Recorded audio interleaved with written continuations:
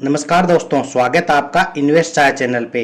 SEBI securities and exchange board of India ने 13 जून 2023 को direct mutual fund scheme provide करवाने वाले प्लेटफॉर्म के लिए एक रेगुलेटरी फ्रेमवर्क जारी किया है। क्या इस नए नियम के लागू होने के बाद पेटीएम मनी, ग्रो, केम्स, अपस्टॉक, एंजल वन जैसे online application mutual fund investment के लिए बंद हो जाएंगे? अगर बंद हो भी जाए तब भी आपका इन्वेस्टमेंट सेफ है या नहीं, आज के वीडियो में अपन इसी के बारे में विस्तार से जानेंगे। साथ में यह भी जानेंगे कि इस नए म्यूचुअल फंड नियम से आपको यानी कि इन्वेस्टर को क्या इफेक्ट पड़ने वाला है।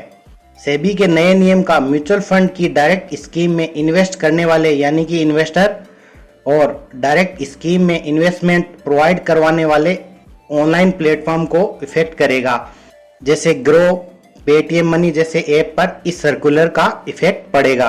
इस नियम के अनुसार यह ऑब्जर्व किया गया कि अनेक SEBI registered digital platform direct mutual fund scheme में इन्वेस्टमेंट सर्विस प्रोवाइड करवा रहे हैं, लेकिन कुछ डिजिटल प्लेटफॉर्म सेबी के इन्वेस्टमेंट एडवाइजर रेगुलेशन 2013 और सेबी रेगुलेशन 1992 में रजिस्टर्ड नहीं है, इसलिए यह सर्कुलर जारी किया गया है।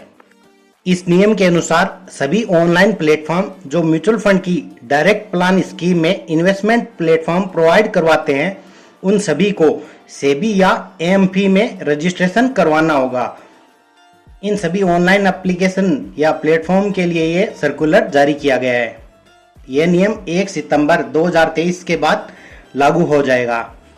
इस नियम के लागू होने के बाद एएमपी और सेबी रजिस्टर्ड प्लेटफॉर्म ही म्यूचुअल फंड की डायरेक्ट स्कीम में इन्वेस्टमेंट की सुविधा दे पाएंगे।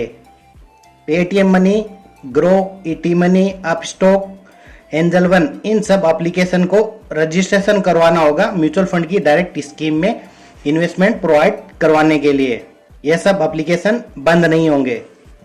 Paytm money, grow, angel one इस प्रकार के जो एप्लीकेशन है वो रजिस्टर्ड होने के बाद एएमसी के एज ए ब्रोकर काम करेंगे। अब समझने वाली बात यह है कि जब ये ऐप ब्रोकर की तरह काम करेंगे तो ट्रांजैक्शन फीस, ऑनबोर्डिंग फीस का भुगतान कौन करेगा?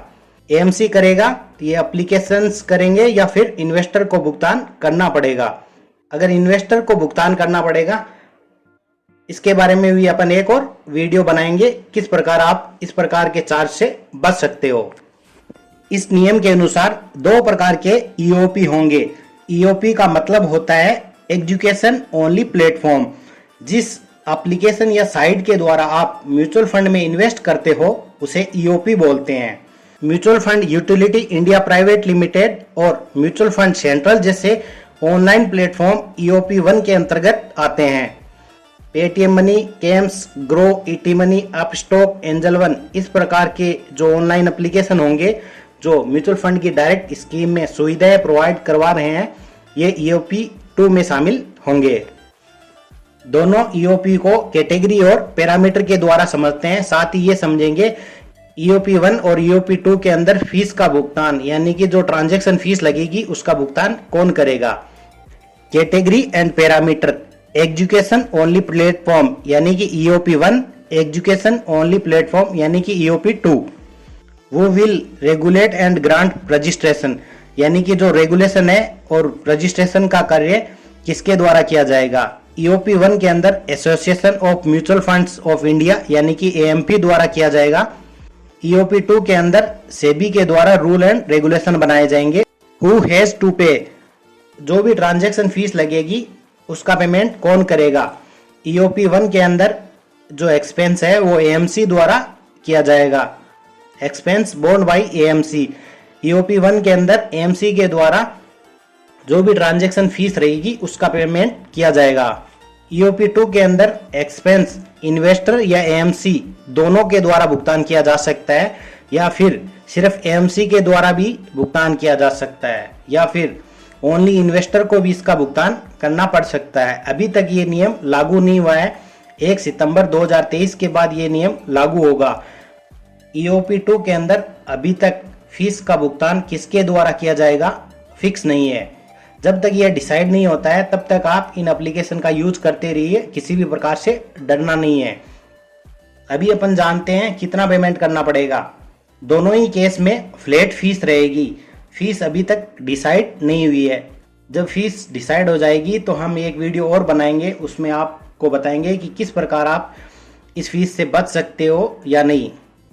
वो विल एड्रेस ग्रीवेंस, ट्रांजैक्शन से रिलेटेड शिकायत होती है तो उसका समझौता यानी उसका निवारण कौन करेगा? ईओपी 1 के अंदर एएमपी करेगा और ईओपी 2 के अंदर स्कोर्स, जो कि सेबी का एक ऑनलाइन प्लेटफॉर्म है, वो करेगा।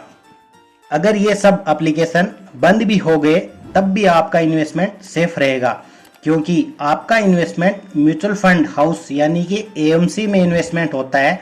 ये सब एप्लीकेशन अलग अलग एएमसी की अलग अलग म्यूचुअल फंड स्कीम में एक साथ एक जगह इन्वेस्टमेंट करने का जरिया होता है।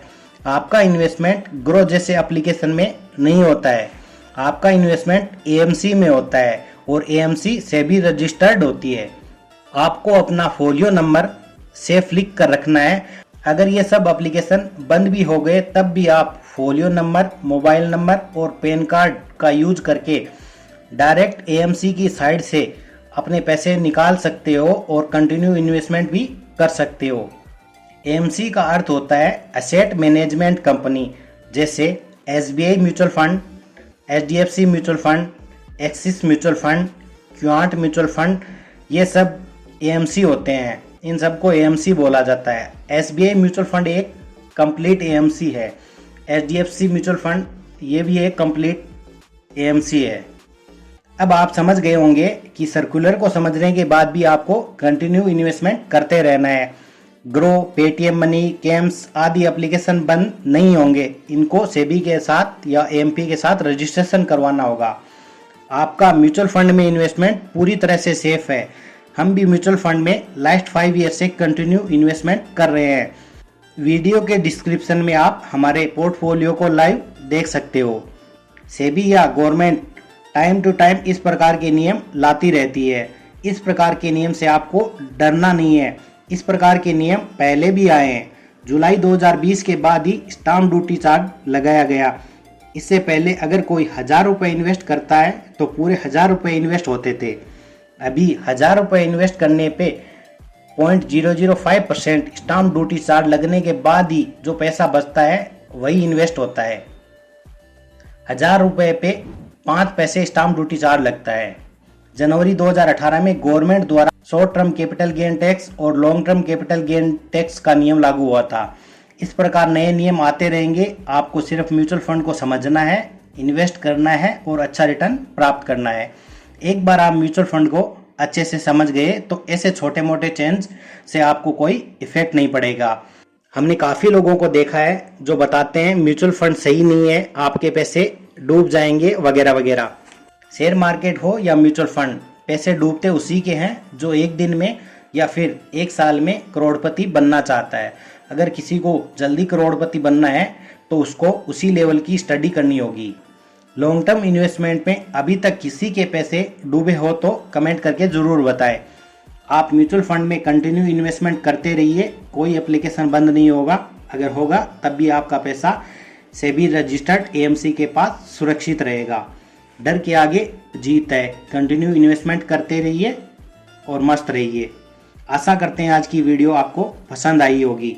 वीडियो को लाइक करके चैनल को सब्सक्राइब कर ले, साथ ही बेल आइकन को दबा ले, जिससे आने वाली वीडियो की नोटिफिकेशन आप तक पहुंचती रहे। जय हिंद, जय भारत।